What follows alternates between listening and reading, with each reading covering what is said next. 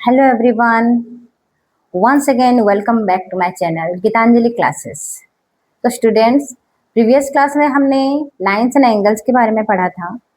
Lines के बारे में हम लोग लगभग हमें आइडिया हो गया था, है ना, पढ़ लिए थे, समझ लिए थे। तो आज हम पढ़ने हैं एंगल्स, ठीक है। तो चलिए एंगल्स किसको कहते हैं, इसको कैसे फॉर्म किया जाता है वो समझते हैं। Okay, an angle is a figure formed by two rays और line segment. Okay, line segment भी हो सकता है और रेज भी हो सकता है। टू रेज और line segment that share A common and point, और उनका जो कॉमन एंड पॉइंट है, एंड पॉइंट जो है वो कॉमन रहेगा, ठीक है, एक ही रहेगा।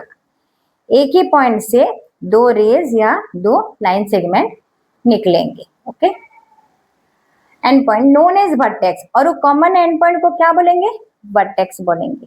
क्या बोलेंगे, vertex. Okay, here is an angle form by rays BD and BE। Let's see how to form an angle. ये B एक पॉइंट हम लिए जिसके थ्रू हमने एक रे निकाला और इसका नाम दिया E, और एक निकाला, ठीक है,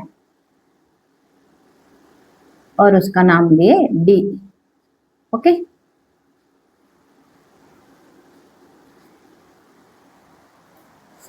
ओके, ये D है, दिख रहा है ना आपको। Okay, then where B is a common starting point, ये दोनों रेज का ये स्टार्टिंग पॉइंट है ना, फिक्स्ड पॉइंट है।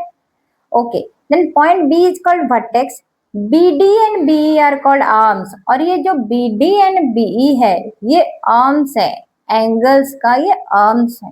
Okay, okay, then we can name the angle. समझ लिए हम लोग, BD एंड BE आर्म्स है। ओके, देन जो एंगल है उसका नाम क्या हम देंगे, हम देंगे एंगल का साइन, हम देंगे एंगल का साइन ऐसे होता है, ऐसे होता है, देख लीजिए, है ना, DBE, DBE एंड और EBD, और EBD भी हो सकता है, ठीक है। To indicate an angle we can use a small curve, और एंगल है बोल के, कौन सा एंगल है बोल के हमें कैसे पता चलेगा, we use just a curve here. Okay, this, like this. Okay, so this is we known as the angle. Okay, इसी तरह हम एंगल फॉर्म करते हैं और उसका नेम भी देते हैं, ठीक है।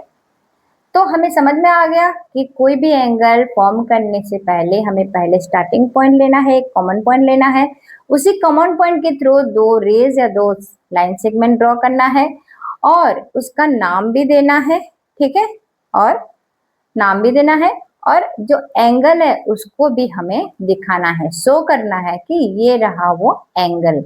और जो एंड पॉइंट है, जो स्टार्टिंग पॉइंट है, उसको क्या बोलेंगे, वर्टेक्स बोलेंगे, और जो आर्म्स है उसको क्या बोलेंगे, वो जो मतलब जो रेज या एंगल्स है उसको हम आर्म्स बोलेंगे। ओके, तो यहाँ पे हम लोग समझ लिए कि एंगल क्या होता है और एंगल को कैसे फॉर्म किया जाता है, ठीक है, और उसका कैसे नाम हम डिनोट कर सकते हैं। ओके, तो I hope you understand better.